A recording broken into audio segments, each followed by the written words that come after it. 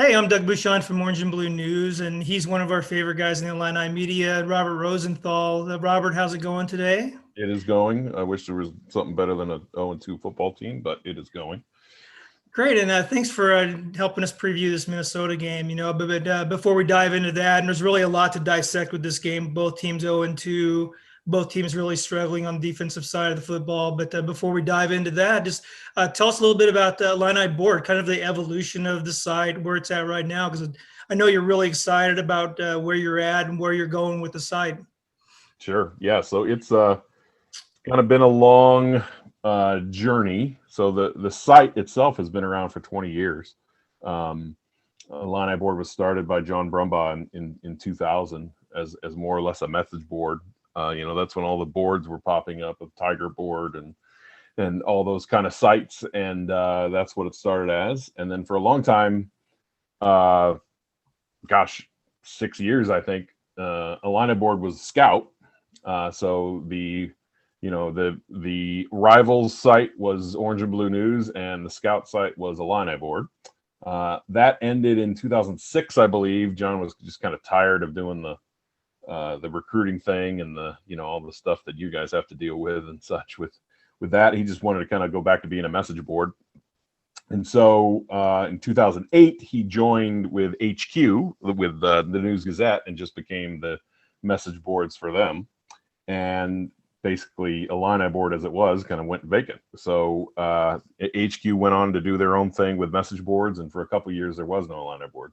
During that time, I started my blog, Illini.com, and just started writing and this and that. And in 2013, we decided, hey, maybe we should take your site and your skills and putting together a website and my articles and writing and everything else and make a site. So we did that for 6-7 years, and then I decided this February, 4 weeks before a pandemic hit, that I was going to quit my job in St. Louis and move to Champaign and start doing this full time. So that's where I'm at. That's why I've got all these things hanging behind me. This is my office now, and about 6 weeks ago, we could finally launch our new subscription structure. So we've got different tiers of subscriptions, and subscribers can access different things based on what tier they're in. And we're live and going, and this is my job. So that's the whole journey to get me sitting here in Champaign, with a 6-minute drive to the stadium now instead of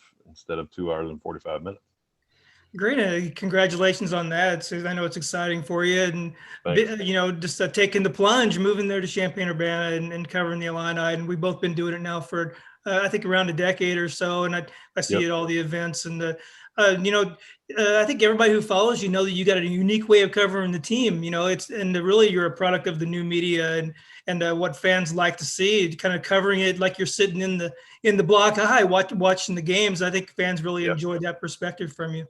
Thanks. Yeah, it's a tricky thing. Obviously there's no cheering in the press box and there's no this and that. But I made the decision early on that I was going to keep saying we. And so instead of saying, Illinois turned the ball over there, I would say we turned the ball over there, because it's how I speak and it's how I go about life. It's how I watch a game and everything else. So I've just continued to do that. The school's been really great about allowing me, trusting me, I should say, to have a credential and a press pass and being in the press box. And so I go kind of out of my way to make sure none of my fan side comes out when I'm up there, and I follow the rules and everything else. But I'm still going to say we, because it's I graduated from here and I've been a fan since 1983, and it's just how I've been and how I'm going to continue to be, and that's how I'll continue to write about it. Well, it's a fun style for the fans. It's a change of pace from reading the newspaper or getting online with the News Gazette or something like that. So I think the fans really like it. But let's dive into this Minnesota game, Robert. Sure. Both teams 0-2, both teams struggling to stop anybody. And we saw Minnesota last week lost in overtime on a Friday night game to Maryland. Just talk about this game. What are some of the storylines for you coming into this game? What kind of vibe are you getting from Illinois and where they're at on the season, and how big of a game this is this week for Lovie Smith and the Illini? Just before we hopped on here, I saw that Minnesota's defensive coordinator tested positive and is out for the game. And so that, the two programs couldn't be everybody's going to be worried about I'm guessing Minnesota's have to do some contact tracing with that, so they may have several assistants who are out, and so they're going to be testing all day today and tomorrow of like, do any players who were in the defensive room with our coordinator, are they testing positive now, and everything else. So yeah, 2 0-2 programs, 2 defensive struggles to start the season, struggling to stop, Illinois, it's the struggle to stop the pass, and Minnesota's struggle to stop anything. And also 2 teams that are going to probably be dealing with maybe a list of a few players who are being held out because they might have been around somebody with COVID. So it's a crazy one. I mean, whoever loses this is 0-3, and all intents and purposes, season's over. So it's a big one for a week 3 matchup. Yeah, I mean, every week is kind of highlighted. In a shortened season, every game means a lot. It means a lot more than most other season. It's hard to rebound from an 0-3 season, but Minnesota can't stop anybody. I think they lost just a whole bunch of starters off that defense from last year. They had a physical group last year and a senior laden group, and they can't stop anybody. But I'll tell you what, they can score points, and they can do it in a variety of ways. They can do it on the ground. We saw last week with Muhammad Ibrahim over 200 yards rushing against Maryland, a bruising running back that's going to be tough for Illinois to stop. And then Tanner Morgan, one of the best playmakers in the Big Ten at quarterback, and he can run, he can throw. He's got a really good, excellent wide receiver core with a couple of feature NFL guys. So, what's Lovey got to do to get this defense going? I mean, it's a real challenge for him this week. They can't focus on just stopping the run, can't focus on just stopping the pass, and they haven't been able to stop anybody's passing game. But, what's Lovey got to do to kind of get it together and put together a performance where, maybe they can come out there and outscore Minnesota? Yeah, it's so hard to – you think that this might be like a shootout game if both defenses are struggling and Minnesota can really throw the ball, and they were one of the best receivers in the country, and it sets up like some kind of 48-45 thing. But with a 4-string quarterback, can Illinois get to 45? So yeah, it's not the best matchup. You'd kind of prefer that maybe Iowa was coming into town this week because Iowa hasn't thrown the ball well, and they can run the ball a little bit, but Illinois' run defense has been stout. That's a decent matchup. Even Northwestern would feel like a decent matchup. To have a team coming in with a quarterback who's probably a top 5 quarterback in college football last year, and offensive weapons, it's a tough one because what buttons can Lovey push? There were supposed to be adjustments last week, and to have another quarterback just light it up, I don't a walk-on quarterback light it up. Okay, well, now you might be facing the best quarterback in the Big Ten West. Now what do you do? Like, they have to be, it's down to scheme at this point. You've got to figure out something to do to slow them down and get some turnovers and put the game in your favor. You look at the stats, Robert, and the Illinois pass defense is one of the worst in the country. I think it's number 94 out of just a little over 100, Division I teams. They can't stop anybody. And I know, knowing you the way I do, I know you break down the game film. You look at the game film every week, and what's going wrong? What's going wrong in the secondary and in the pass coverage from the linebackers? And, why can't they seem to make some plays? I mean, they have some talent and they got some experience. At both cornerback and safety, they got Jake Hansen in the middle linebacker, and he seems like he's athletic enough to drop into coverage. So, what do you see on the game film on what's going wrong back there in the secondary? The biggest thing I've seen is passing lanes, and that's both pass rush. I mean, that's everybody. It's the defensive line and their pass rush not really taking anything away. Sometimes you can collapse the left side, and as it's closing in on the quarterback, his ability to throw to that side is hampered. Even though he's not going to get sacked, he's kind of at that point only got the left side of the field available to him or whatever. Or you have a linebacker in a passing lane for that slant that maybe he's going to bat down, or maybe he's at least making the quarterback hesitate on throwing to that slant to that side, because just in his field of vision, when he looks to that receiver, he's got this linebacker in the line of sight. But then you've also got, some zone stuff that's soft and just allowing that underneath pass, because you don't want to give up anything big. And so you just play off and let them complete the 7-yard pass and, hope you're going to do something. So what I see when I watch the game is these two quarterbacks, Wisconsin and Purdue, the last 2 weeks have had, it's got to feel like Christmas to them. Of the pass rush really isn't getting there. It wasn't until the fourth quarter of this last week. Kind of the passing lane, like the vision, you're standing back there, you're comfortable, and you can make all 4 reads if you like. You can hop from guy to guy to guy, because nothing is really throwing off your vision or your comfort. And then, the softness of some of the zone stuff and we'll just let you have the underneath, you're not getting over the top, just plays right into that of like, okay, well then we're just going to play pitch and catch all day and throw 8-yard routes. And, as long as we catch them and we throw them right, I don't know if we'll ever have an incompletion. And so, it's this, you have to do something to disrupt that. Whether, if you look at the second to last throw Purdue had on Saturday, I think it was Kalen Tolson who got his hand on the slant, like read the route, linebacker, spying the quarterback, jumps up, almost forced, bats the ball straight up in the air. That could have been like the game-tying interception, wherever that thing comes down. But, you got in the passing lane, you disrupted, you anticipated what they were going to do, and you did something to stop it. That has to increase tenfold, because a quarterback that just gets comfortable back there and like, oh gosh, I can just throw this. Let's run the same play 6 times in a row, because they're playing off. They're not getting any pressure. They're not disrupting what I'm trying to do. I'll just throw it right there every time. So there has to be disruption. There has to be some havoc created, or else, it's going to be another repeat next week. Yeah, I think the narrative with a lot of the fan base is that a lot of the problems are related to the scheme.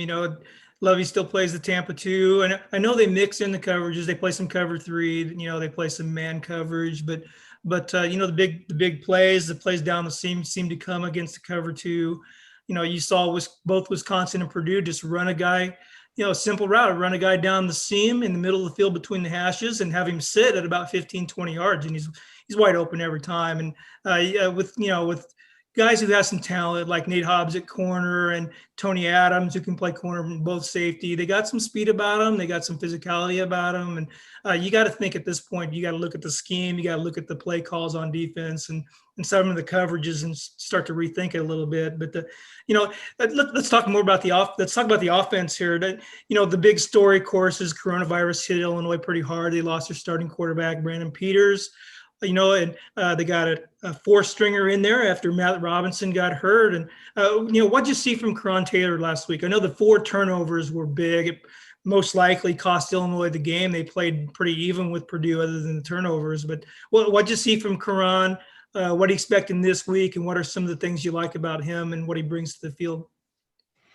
Yeah, if I'm talking to a friend about, what I saw at practice last year or something, say 2019 training camp, and, people know I go and they'll say, hey, it's Taylor, it's his second year in 2019. Is he looking better? What's he got? And my answer was always, he just has to clean up the turnovers. Like he'll come in, he'll get the 3rd string reps and throw 2 picks in that 11-on-11. And the coaches are like, son, this is why right here. Like, you can't throw that ball. Taking care of the ball is the exact reason, it is the most important thing in college football. And that's fine. I mean, he was a redshirt freshman, 3rd string throwing picks. That's fine. Like that happens. You learn, you grow, and everything else. But after his first game action where he has 4 turnovers, that's the whole thing. Like, he's obviously athletic. He's obviously, I think a couple of those throws had fans like, whoa, I didn't remember that. I didn't know he had that arm. Like that drive that ended in the Hightower touchdown was, or maybe it was the Daniel Matter-Bebe touchdown, but he throws 3 zipped passes, including like a 20-yard in right on the money. And it was like, wow, I kind of forgot he was one of the top quarterback recruits in the state, and this is why people were interested in him, and this is why Peoria won a state title. Like he does have an arm, and he can make eye-popping plays. So the whole thing now comes down to, okay, you got the first game out of the way, the 4 turnovers, it happens. You're still just a sophomore, we get it. Everybody's got to learn when they come in. But now he's got to play a clean game, and he's getting 1 reps all week, and they're going to be putting a package in for him. He doesn't have to run the game plan that they were setting up all week for another guy, and so he should be in good shape to do it. And he just has to limit the turnovers, because if you remember, like he had another fumble that his knee was down, and another ball that nearly came out. So he almost fumbled 4 times, and with the 2 picks. So it was, he just has to take care of the ball. No doubt. And I think that's the big thing with Rod Smith, the offensive coordinator. How much does he trust Karan, to take care of the ball and make good reads and not throw it to the other team? And that's probably the biggest thing that's been holding him back. But anybody who from Peoria, the Peoria people tell you they're not surprised by the arm. The kid has always had a cannon arm, and he throws a rope. The passes over the middle or on a line. And we know he can chuck it. And we saw him at Peoria throwing the ball down the field. Yep. Scoring a lot of points at Peoria, setting state records for points in a game and that kind of stuff. Talk a little bit about the playmakers. One of the big frustrations with us, I think, is that we weren't able to see the team practice. So we weren't able to see training camp, and we're out there every day sweating in the sun and watching practice and making our lists and telling the fans, who looks good, who doesn't look good, who can you expect to play. And I think they're expecting some guys to come in and make an impact this year, and they haven't really seen the field that much. And we're talking about, tight end Luke Ford, he was the number 1 tight end in the country coming out of high school a few years ago. Went to Georgia, played a little bit, and was going to probably be a good player there. You bring him here, and you expect him to be a focal point of the offense, but we haven't seen it. He got more snaps last week, but not very many more targets. I think just 1 or 2 targets. Reggie Love, they brought in a 4-star running back out of St. Louis, Trinity Catholic. One of the top running backs in the country, hasn't really seen the field much. I think he was in for a few snaps in the first game and doesn't really hasn't carried the football. They're relying on Chase Brown. They're relying on Mike Epstein, who's back from an injury. And then defensive side, kind of the same thing. Marquez Beeson, we expect big things. He's coming back from a knee injury. Then Tariq Barnes comes in on week 1, sets the world on fire and at linebacker, and then didn't see the field last week except on special teams. So, is there some frustration that some of these potential playmakers haven't really made their mark and haven't really been targeted in the offense, and really on the defensive side of the field, same story? Yeah, I think you're right. We just didn't have a chance to see it like we normally would. Like, I feel like had we seen practice, we might have the answer of like, oh, wait, I think Daniel Amaterbebe is well ahead of Ford, or, I think Devin Witherspoon is way advanced, having a year of experience, and Beeson's just not there yet with the knee or whatever, like I feel like if we saw that, we might have an answer.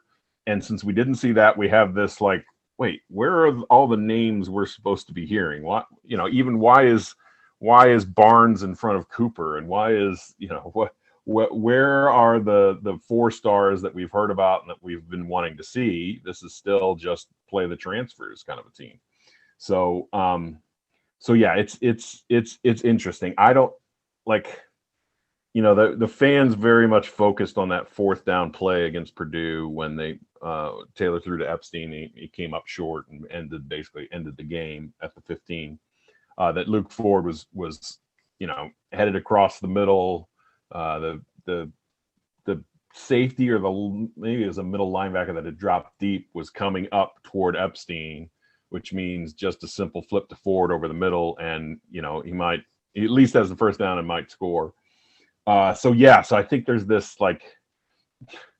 this we know as recruiting people, and as like Luke Ford, Rivals had him top tight end in the country, right? Like number 1 right, yeah. overall in the country. Yes. Like if you have that level of talent, and these people had Alabama and Clemson offers for a reason, you think you just want to. It reminds me of 2010 when Paul Petrino came in and said, "I watched film of last year. They didn't get the ball to any of the main playmakers.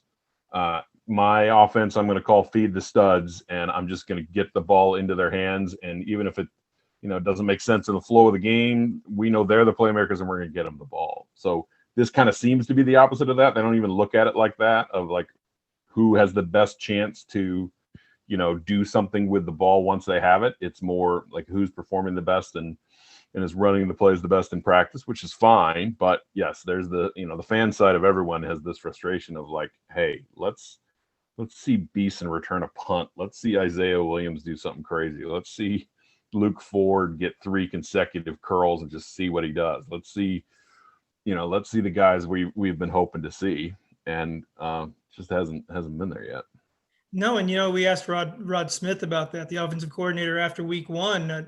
Asked him about Luke Ford, and we asked him about Kyron Cumby, who is really, if you watch Kyron Cumby when he's got the ball in his hands, he's a dynamic kid. He can make guys miss in the open field. Got a lot of speed about him. He hasn't touched the ball much. I think 2 touches last week, one on a jet sweep, another on a pass. Mm-hmm. But we asked Rod about that, and the bottom line is, in this offense, he asks a lot of the quarterback. It's all about going through progressions, making your reads, getting to the ball to the guy that's open, and they're not really dialing up plays for specific players. And I think,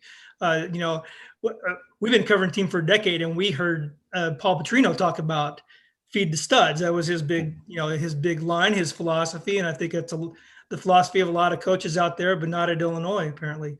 But before we get into keys to the game and a prediction, and I'm going to ask you what you think your final score is going to be, but let's talk big picture a little bit. It's year 5. Lovie Smith, I'm looking at his record, 15-36, just 8 wins in the Big Ten, Robert, 8-30 in the Big Ten. And yeah, they went to a bowl game last year, and that was a big step for them, going to the Red Box Bowl.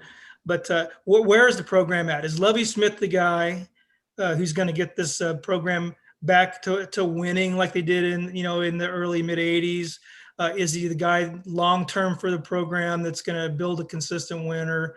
And if he's not, what do they do? Where do they look? And just what's kind of the state of the program right now, and what are the fans out there thinking about the program? Yeah, I mean, he himself has talked about the 2020 season for years. Like even in 2018, he was pointing toward we're still the youngest team in the Big Ten. This is 2 years in a row of being the youngest team in the Big Ten. We're getting there. We're making progress. And even after last season, he was like, okay, now we are facing the season where we have seniors finally, and we have everything. And, we've been building for that. So by his own admission, this is what was being built. So it makes it easy to hold it to a coach and say, Coach, you said this is what you're building, and it's 0-2 so far. And, if that goes 2-7, is that what you've built, is 2-7?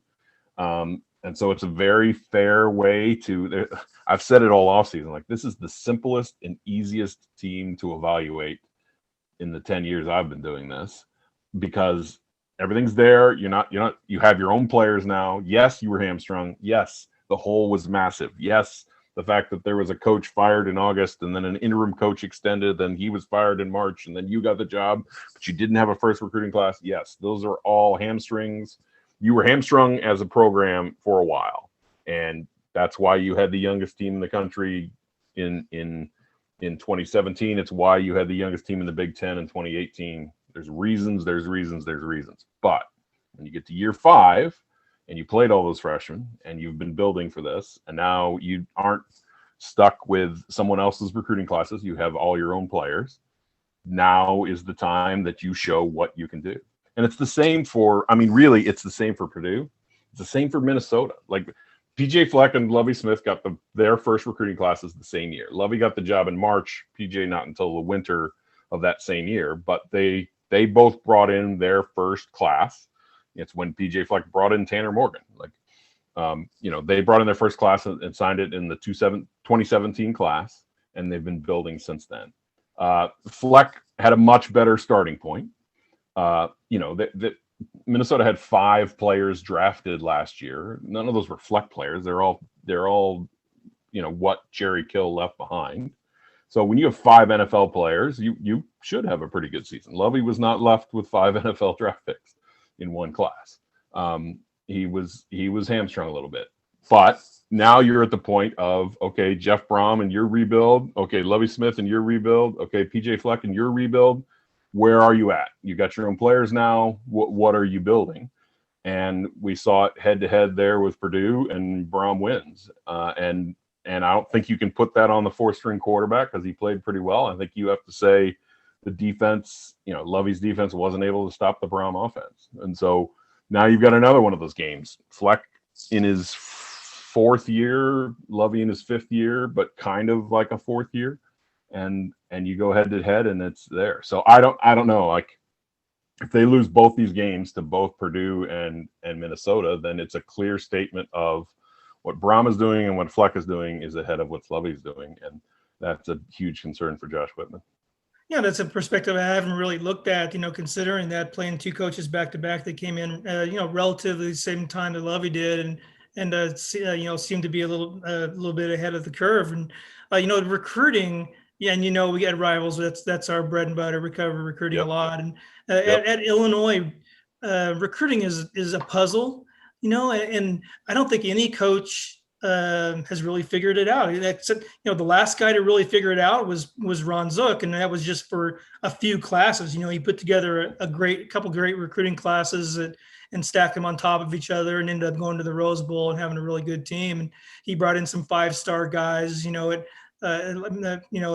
Juice Williams, the face of the program, and Illinois hasn't really done that with any other coach, and I think they're still trying to figure out, what's our recruiting base. Should we focus on in-state kids? Should we not? Should we focus on Florida and Texas and elsewhere? And Lovey Smith, most coaches will tell you they don't look at stars. They don't look at what the recruiting services say about a player. But I think Lovey Smith and his staff takes that to a whole new level. They rely almost entirely on evaluating film and going out and seeing kids in person, and that results in recruiting classes that are ranked really low by rivals and by 247, and the fans look at that and they wonder what the heck's going on. And right now, if you look at the roster. And if you look at recruiting and recruiting numbers, the roster kind of falls off a cliff after this year. And there's a lot of pressure on Lovey. The 2021 class is not in good shape. They have some kids in the class that I like, but they just don't have a marquee kid, a kid you can say is a program changer in that class. And they got to figure out recruiting, Robert, and I don't think they've done it yet. And that's the lifeblood of a program. So we'll see where it heads from there. But let's talk about predictions here. Minnesota comes into town scoring a lot of points. They lost in overtime, but they scored over 40 points. They can put points on the board. What are a couple keys for you, for both teams? And then what do you think about a prediction? What do you got for a score on Saturday? For the keys, I'll just say it this way. I'm really worried about this game personally. I think Minnesota didn't expect that against Maryland, and are kind of reeling a little bit. And I think Illinois is a little maybe overconfident offensively in, the 4th-string quarterback almost led a comeback all the way from 31-10 to tie it. They're at the 15 with 2 minutes to go and just couldn't punch it in. And so, the flow of that, of Minnesota's just got punched in the mouth defensively, and like, wow, we got some real problems. This wasn't a Michigan thing. This wasn't just that we got beat up by Michigan. We just got beat up by Maryland. And so they're kind of having a regrouping week. And they also have the one thing that Illinois can't stop. That's the whole thing. Like I said, if Iowa was coming in, even if Northwestern was coming in, even if maybe even Nebraska was coming in, I would have this thought of like, okay, I don't think these teams can throw it like the last 2 teams could, like Mertz could, or like Purdue just did. So, feel pretty good about that. But Minnesota's looking to get that passing offense on track, and Illinois, like you said, is there's stats for 101 teams that are 96th or whatever. It's epically bad pass defense so far. So when it's their strength and our weakness, that feels like an easy prediction to me. You turn around, and if the run game was going, and if the offense was really rolling, then you could say, okay, win a shootout here. But this one seems pretty easy. I have this thing where I don't do a score prediction until the night before. I've held to this. I've done many radio shows where people are like, give me your prediction. I'm like, I can't. I'm held to my own standard, so I can't say a score. I'm one who holds to his own rules way too closely. But I'll just say that right now I'm leaning toward Minnesota to cover because I just, with a fourth string QB trying to win a shootout, if your defense can't stop them, the only way you win that game is turnovers. And maybe that's the truth. And maybe Hansen punches two more out, and Minnesota's offense realizes that it's tough to play a defense that can really strip the ball or even grab an interception. But no interceptions the first 2 weeks, 7 touchdowns through the air. That just feels like a game where Tanner Morgan throws for 400 yards. I couldn't agree with you more. It just seems like the wrong matchup at the wrong time. It's not that Minnesota is all that much more talented than Illinois, although I think they are on offense, but the matchup's not good for Illinois. If they're facing a quarterback who can't throw it around like Tanner Morgan, maybe you'd feel a little bit better about the game. But I agree with you. But you never know in college football. That's a great thing. They still got to play the game, and Yep. You see some surprises out there every week. Illinois, slow starts have been their thing under Lovie Smith, and that's really one of the things he's got to overcome. You just can't be talking every year about, hey, Lovie, what are you going to do to turn this around? And we've been doing that for 5 years now. We're going to press conferences after the first few games and saying, hey, Lovie, not going well. What do you got to do? How can you get this thing rolling? But this is probably not the week. A bad matchup for him, a great running back in Ibrahim, and an outstanding receiving core with some size and speed. So, on the positive side, Robert, social distancing in the press box, and you got to wear a mask. So if you're cheering, Kent Brown probably can't hear you cheering, so you're not going to get right. out of the That's press right. box. Maybe I should let it out this week. Oh, I hope That's there's right. something to let it out with. You could probably even get away with wearing an Illini jersey this week, maybe a Juice Williams number 7 or something like that. I'll just pull one of these off the wall back here, and I'll wear I'm the only person with a Wisdom Onyegbule jersey, or is it over here? So maybe I'll just wear that in the press box. All right, man. Sounds good. We'll see you Saturday in the press box. Thanks so much for coming with us today. You got it. Thanks.